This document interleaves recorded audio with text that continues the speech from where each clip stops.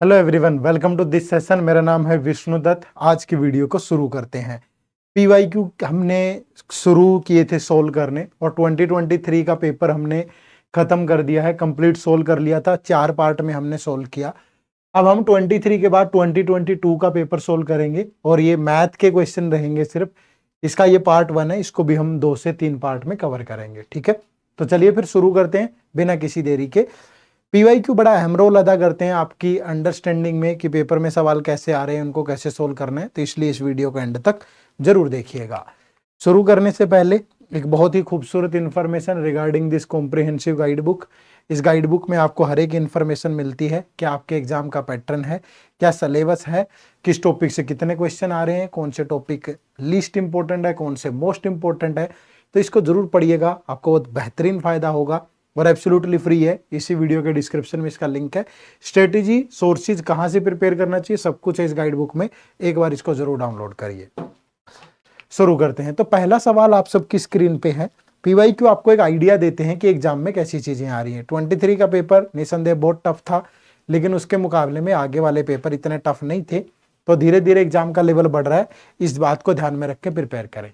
तो 2022 का पहला क्वेश्चन है, what is the value of x in the sequence. तो यहां आपको एक्स की वैल्यू बतानी है। नंबर सीरीज का क्वेश्चन है। देखो, अगर यहाँ पे आप देखोगे 10 से 10 जाने पे सिर्फ इंटू 1 हो रहा है, तो 20 से 10 जाने पे इंटू 0.5 हो रहा होगा, यानी इसका हाफ है। तो 10 से 15 जाओगे तो इंटू 1.5 होगा, और 15 से 30 पे जाओगे तो इंटू 2 होगा, और 30 से अगर 75 पे जाएं तो इंटू 2.5। तो ऐसे ही एक लॉजिकल सीक्वेंस बन गई, क्योंकि ये 0.5 इंक्रीज हो रहा है। 0.5 1 1.5 2 2.5, फिर नेक्स्ट होगा 3। तो ये इंटू 3 करोगे तो 75 इंटू 3, दिस इज 225। तो जो राइट आंसर होगा यहाँ पे वो 225 होगा। तो ऑप्शन नंबर डी आपके सवाल का बिल्कुल सही जवाब है। ठीक है, option number D is the right answer for your question. तो यही आपको क्लिक करना है। ठीक है जी, चलो नेक्स्ट क्वेश्चन। ये दूसरा क्वेश्चन भी नंबर सीरीज का ही है। नंबर सीरीज में बेसिक कैलकुलेशन आपकी अच्छी होनी चाहिए, सवाल बन जाते हैं। देखो, what is the value of x in the sequence. Again फिर से सबसे पहली टर्म आपके पास है 2, फिर है आपके पास 12, फिर है 36, फिर आप देखोगे 80 है, फिर देखोगे 150 है, फिर देखोगे x है। तो जब भी वैल्यू बहुत छोटे छोटे अमाउंट पे इंक्रीज डिक्रीज हो रही हो ना, तो हमेशा प्लस माइनस का लॉजिक होता है। तो मैंने यहाँ पे देखा कि +10 हो रहा है, ठीक है, और मैं अगर यहाँ पे देखूं तो +24 हो रहा है, अगर यहाँ पे देखें तो +44 हो रहा है, अगर यहाँ पे देखोगे तो +70 हो रहा है, और यहाँ पे देखें तो कुछ समझ नहीं आ रहा इसको देख के। तो ये क्या लॉजिक लग रहा है भाई, कुछ समझ नहीं आ रहा। तो एक बार और डिफरेंस ले लो। अगर मैं यहाँ पे देखूं तो +14 हो रहा है, अगर यहाँ पे देखूं तो +20 हो रहा है, अगर यहाँ पे देखूं तो +20 आपका कितना 26 हो रहा है। ठीक है, तो ये जो गैप है ये 6 का है। 14 से 20, 20 से 6, तो यहाँ पे अगर 6 का गैप होगा तो +32 होगा, और 70 में अगर 32 ऐड करोगे तो +102 होगा। तो 150 में 102 अगर ऐड करोगे तो 252 बनेगा। तो यहाँ पे जो राइट आंसर होगा वो ऑप्शन नंबर बी होगा। ठीक है, जो राइट आंसर होगा यहाँ पे वो ऑप्शन नंबर बी होगा। भाई क्लियर है सबको, कर सकते हो तो आराम से बना पाओगे आप। ठीक है, चलिए नेक्स्ट देखो। नेक्स्ट क्वेश्चन, सारे ही क्वेश्चन सोल्व कर रहे हैं हम बिल्कुल अच्छे से, तो एक आइडिया लेने की कोशिश करिएगा। क्या है, consider the following statements in respect of 2 natural number p and q। 2 natural number हैं p और q। p is a prime number and q is a composite number. Prime number क्या होते हैं? प्राइम नंबर वो होते हैं या तो खुद से डिवाइड होते हैं या 1 से। तो सबसे छोटा प्राइम नंबर 2, 3, 5, 7, 11, 13 सो ऑन, ये सारे प्राइम नंबर हैं। और वो कह रहा है कि जो q एक कंपोजिट नंबर है। कंपोजिट नंबर क्या होते हैं? जो अपने और 1 के अलावा भी किसी से डिवाइड हो। तो सबसे छोटा कंपोजिट नंबर 4, फिर 6, फिर 8, 9, 10, 12 सो ऑन, ये सारे कंपोजिट नंबर है। अब पहली चीज क्या कह रहा है कि p into Q can be an odd number. Can be an odd number, can का मतलब होता है पॉसिबिलिटी। आप कोई भी वैल्यू यहां से उठा के ये प्रूव कर दो तो वो सही माना जाएगा। डेफिनेट का मतलब है कि सारी कंडीशन, हर एक कंडीशन फॉलो होनी चाहिए। लेकिन अगर कैन लिखा है तो अगर एक कंडीशन भी फॉलो हो रही है तो वो पॉसिबिलिटी चेक करनी। कैन का मतलब पॉसिबिलिटी होता है। तो अगर यहां मैं p की वैल्यू 3 रखता हूं और q की वैल्यू 9 रखता हूं, क्योंकि p एक प्राइम नंबर है 3 और q 9 एक कंपोजिट नंबर है, तो 3 इंटू 9 कितना होगा 27, और 27 क्या है ओड है, तो वो भी कह रहा था कि ये ओड है, तो ये बिल्कुल करेक्ट है। ठीक है, नेक्स्ट है Q by P can be prime number. अब अगर मैं यहाँ Q की वैल्यू 10 ले लूं और P की वैल्यू ले लूं 2, दे सकते हैं भाई, Q की वैल्यू 10 और P की वैल्यू 2, तो 10 बाई 2 करोगे तो ये 5 आएगा, और 5 एक प्राइम नंबर है, तो ये भी पॉसिबल है। अगर कैन वर्ड आ गया ना तो आप अपनी मर्जी से वैल्यू पुट कर सकते हो, ये बात याद रखिएगा। लेकिन अगर डेफिनेटली बोला है तो फिर आपको अपनी मर्जी नहीं चलेगी, फिर सारी कंडीशन प्रॉपर फॉलो होनी चाहिए। यहां बोल रहा है कि P plus Q can be prime number. अब P प्लस Q, अगर मैं P की वैल्यू 2 ले लूं और Q की वैल्यू 9 ले लूं, तो 2 प्लस 9 11 एक प्राइम नंबर होता है, तो ये भी फॉलो करेगा। तो यहाँ पे सारे फॉलो होंगे 1 2 एंड 3। तो जो राइट आंसर होगा that is option number D. Clear? चलो नेक्स्ट देखो, question number 4, what is the remainder when this number is divided by 1261। इस टाइप का क्वेश्चन हर बार एग्जाम में आ रहा है, तो ये आपको पता होना चाहिए। देखो 91 इंटू 92 इंटू 93 94 95 96 97 98 इंटू 99, ये जो नंबर है ये 1261 से कंप्लीटली डिवाइड हो रहा है। ठीक है, अब अगर ये डिवाइड हो रहा है, ये देखो अब थोड़ा सा ना इसके फैक्टर बनाने पड़ेंगे आपको। ये देखो कि आप इसको, ये किससे सिंपलीफाई हो रहा है, ऐसा नहीं है कि सबकी गुणा करके फिर भाग दोगे, इसके फैक्टर बना लो।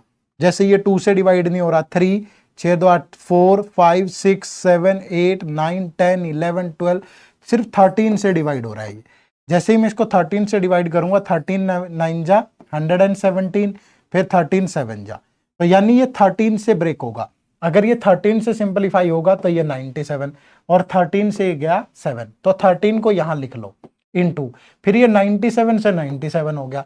भाई कोई नंबर अगर किसी को कंप्लीटली ही डिवाइड कर देगा तो रिमाइंडर क्या होता है 0। तो ऑप्शन नंबर डी यहाँ पे आपके सवाल का बिल्कुल सही जवाब होगा। ठीक है, अदरवाइज यहां सिंप्लीफिकेशन रूल लग रहा था। ठीक है, चलो नेक्स्ट क्वेश्चन नंबर 5 देखिए। देखने में मुश्किल लगते हैं इस टाइप के सवाल, लेकिन अगर आपका कंसेप्ट अच्छा है तो बहुत आसान हो जाएंगे। देखो क्या है, let P be a 2 digit number and Q be the number consisting of the same digit written in the reverse order. वो कह रहा है कि P एक 2 डिजिट का नंबर है, P एक 2 डिजिट का नंबर है, और जो Q है, अगर P एक नंबर है XY, तो Q क्या है, Q भी क्या है, Q be the number consisting of the same digit written in the reverse order. Q भी एक ऐसा नंबर है जो जिसमें ये दोनों डिजिट है लेकिन रिवर्स ऑर्डर में है, तो Q होगा YX। ठीक है भाई, अब वो क्या कह रहा है कि P into Q that is equal to this. P into Q का मतलब क्या नहीं, XY into YX that is equal to किसके, 2430 के। ठीक है, 2430 के। तो what is the difference between P and Q, ये आपको बताना है। एक बात सिंपल सी समझो, अगर लास्ट में 0 आ रहा है ना, 0 हमेशा तभी आता है जब 2 और 5 का एक पेयर बने। ठीक है, यानी कि सिंगल डिजिट क्या होती है 1 से लेकर के 9 तक। ठीक है, 1 से लेकर के 9 तक होती है। तो अब 1 की किसी से मल्टीप्लाई कर लो, ठीक है, 0 नहीं आएगा। 2 की 5 से करोगे 0 आएगा, या 4 की 5 से करोगे तब लास्ट में 0 आएगा, या 6 की 5 से करोगे, या 8 की 5 से करोगे। तो यही पॉसिबिलिटी है ना, यानी y और x की वैल्यू क्या हो सकती है, या तो 2 इंटू 5, या तो नंबर क्या हो सकता है 52 और 25। अगर इन दोनों की मल्टीप्लाई करूं तो वो फिर इतनी आनी चाहिए, तो ये तो इतनी नहीं आ रही। फिर नंबर क्या हो सकता है 45, 4 इंटू 5, तो 45, और इसी का रिवर्स करोगे 54, तो 45 चौका 180, 18, 45 पंजा 225 और 18 243, तो ये बिल्कुल सही आ रहा है।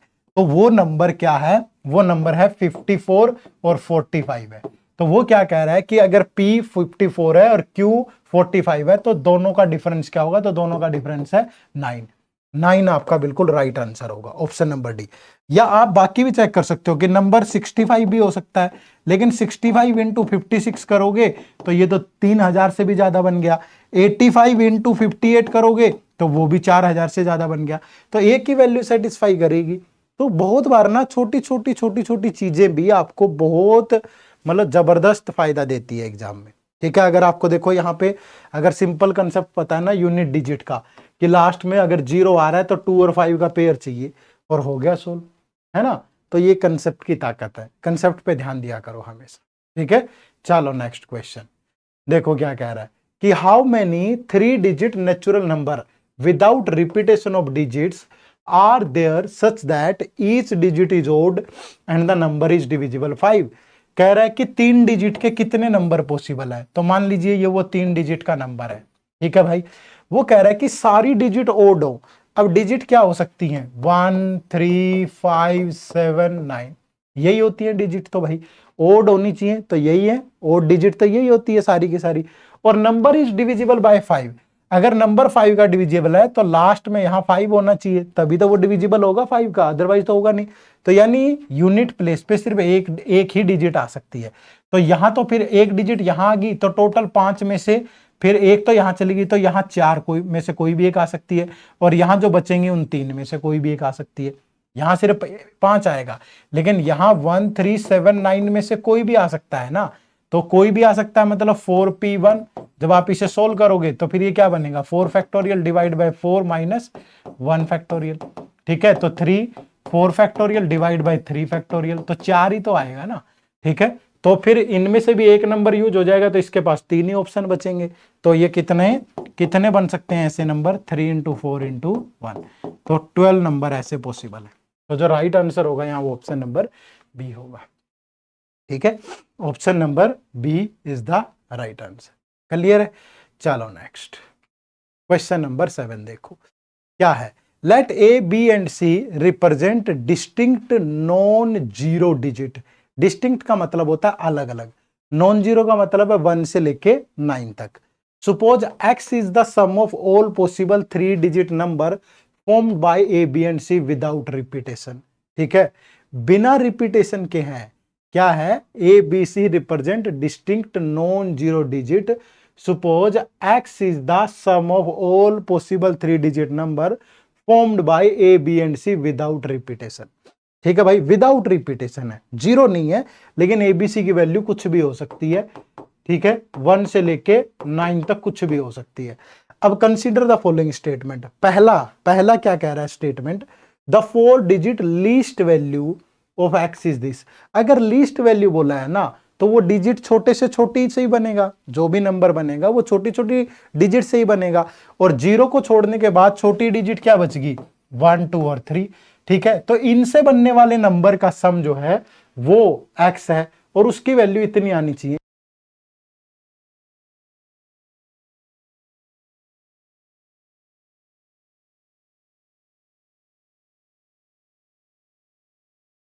ठीक है, इन डिजिट का यूज करके कौन से नंबर बन सकते हैं? बड़े ध्यान से आप देखिएगा, 1 सेकेंड प्लीज।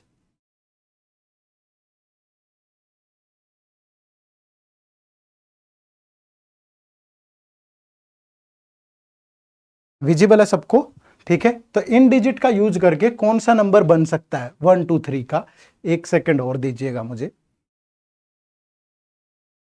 ठीक है, तो वो नंबर क्या क्या बन सकते हैं? बड़े ध्यान से देखो। तो एक नंबर बन सकता है 123। फिर ये पोजीशन फिक्स कर दो ना 1 की, तो ये 3 और 2 आ सकता है यहाँ। फिर यहाँ अगर 2 आए तो यहाँ 3 और यहाँ 1, या ऐसा भी हो सकता है कि यहाँ 1 यहाँ 3। फिर यहाँ 3 आए तो यहाँ 1 और यहाँ 2, और अगर यहाँ 3 है तो यहाँ 2 है और यहाँ 1 है। और जब आप इन सब का सम करोगे तो ये बनेगा 1332, और यही एक्स की वैल्यू है। तो ये पॉसिबल है बिल्कुल। तो जो आपका पहला है the 4 digit least value of x is this, तो ये बिल्कुल होगा यहाँ पे। अब क्या कह रहे हैं? The 3 digit greatest value of x is this. अब इसको कैसे चेक करोगे? ये तो कुछ बता ही नहीं रखा ना। Greatest value of x is 3 digit greatest value. अब इससे मैं क्या बनाऊं?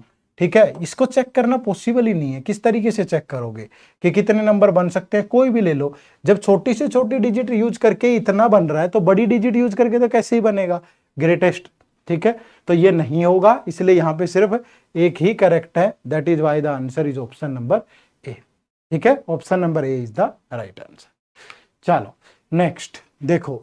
ए has some coins, he gives half of the coins and 2 more to B. A के पास कुछ कॉइन है, ए ने हाफ और 2 मोर किसको दे दिए? बी को दे दिए।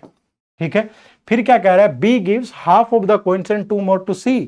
B gives half and 2 more to C, and C gives half of the coin and 2 more to D.